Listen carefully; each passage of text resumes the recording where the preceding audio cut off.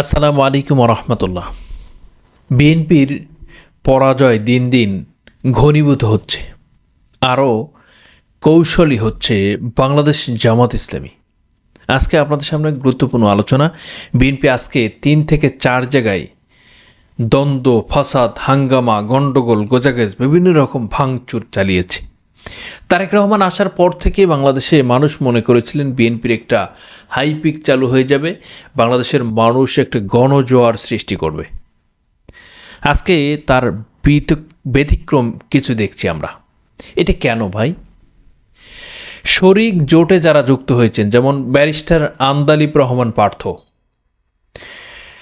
যেখানে যুক্ত হয়েছেন, তিনি আবার শরিক দল জোটে যুক্ত হয়েছে বিএনপির। আচ্ছা, বিএনপির জোটের ব্যাপারটা আমি আপনাদেরকে একটু বলি। ছোট্ট বিষয়টা, যেহেতু আপনারা আজকের ভিডিওটি দেখছেন, আমি আপনাদেরকে বিস্তারিত বলি যে বিএনপির জোট হয়েছে গণসংহতি আন্দোলন, বাংলাদেশ জাতীয় পার্টি অর্থাৎ ব্যারিস্টার আন্দালিবের পার্টি, গণসংহতি জোনায়েদ সাকি, গণ অধিকার পরিষদ ভিপি নূর মাজা ভাঙ্গা অবস্থায় আছেন, নাগরিক ঐক্য মাহমুদুর রহমান মান্না এবং আম জনতা অর্থাৎ হিরো আলম যেখানে আছেন। এখন বিএনপির এই জোট কতটা শক্তিশালী মনে করেন আপনারা? এ তো কোনোটাই একটা দল একটাই নেতা। যেমন জোনায়েদ সাকি নিজেই দল, নিজের প্রধান, নিজেই সব কিছু।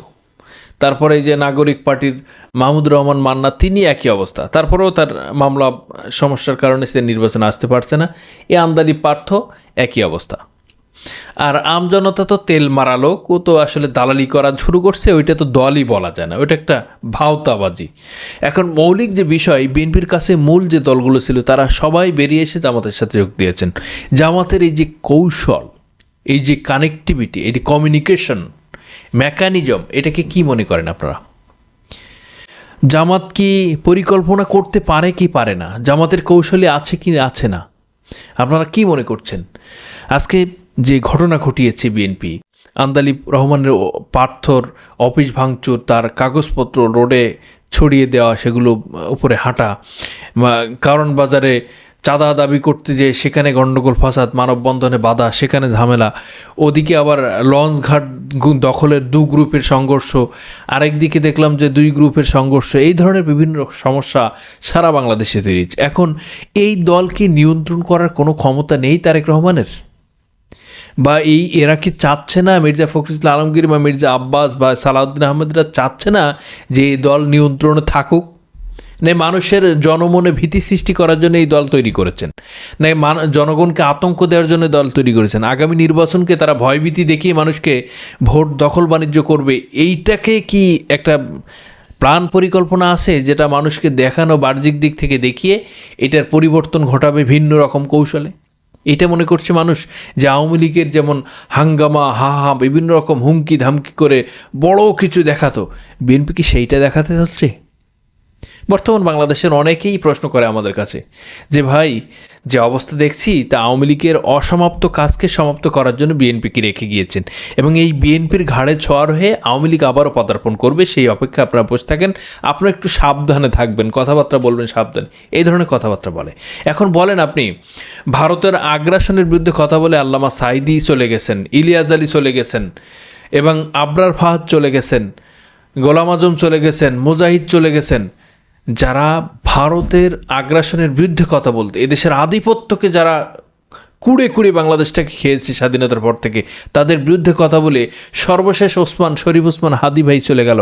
এই যে এতগুলো মানুষ চলে গেল, আর আমরা এখন কি সাবধানে কথা বলতে পারি?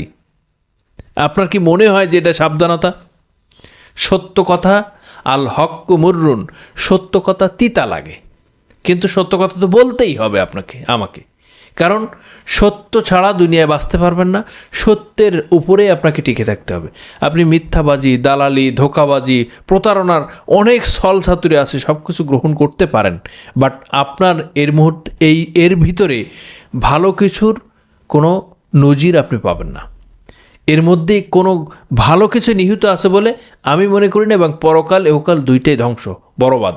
এজন্য আসুন আমরা আসলে যে বিষয়গুলো বলছি, জামাত ইসলামের সাথে যে জোটগুলো আপনাদেরকে একটু জানাই। জামাত ইসলামী, ইসলামী আন্দোলন, এলডিপি, এনসিপি, যুব Jagpa, Bangladesh development party, AB party, Khelafat Majlis, Bangladesh Khelafat আন্দোলন এবং নিজামে ইসলাম পার্টি, সবগুলো পার্টিরই গ্রহণযোগ্য না থাকলেও মূল যে পার্টিগুলো দেখেন, জামাত ইসলামী, ইসলামী আন্দোলন, এলডিপি, লিবার পার্টি, এনসিপি, যুব জাগপা, বাংলাদেশ ডেভেলপমেন্ট পার্টি এবং এবি পার্টি এবং খেলাফত মজলিস, এই দলগুলো তো অবশ্যই গ্রহণযোগ্য মানুষের কাছে, এবং তারা জামাতের সাথে এসে আরও প্রজ্বলিত হয়েছেন, প্রস্ফুটিত হয়েছেন। কিন্তু বিএনপির সাথে যারাই গিয়েছে তারা ধ্বংস হওয়ার পথে চলে গিয়েছে অলরেডি। এবং এক আসনে যেখানে বিএনপির প্রার্থী দিয়েছে, যেখানে বিএনপির স্বতন্ত্র কোনো প্রার্থী দাঁড়িয়েছেন, যেমন জোনায়েদ আল হাবিবের অঞ্চলে, যেখানে ওই যে মৌলভী, ওনার আন্ডারে কিন্তু রুমিন ফারহানা দাঁড়িয়ে গেছেন অলরেডি, আজকে নমিনেশন পেপার সাবমিট করেছেন। সুতরাং বিএনপিতে যাওয়া মানে বিপদগ্রস্ত হওয়া। তাই যদি হতো এনসিপি এতদিন বিএনপির সাথেই চলে যেত। সকলকে সুস্বাস্থ্য কামনা করে ছোট্ট ভিডিও থেকে বিদায় নিচ্ছে। আমাদের চ্যানেলটি নতুন, সাবস্ক্রাইব করে পাশে থাকুন। আসসালামু আলাইকুম রহমতুল্লাহি।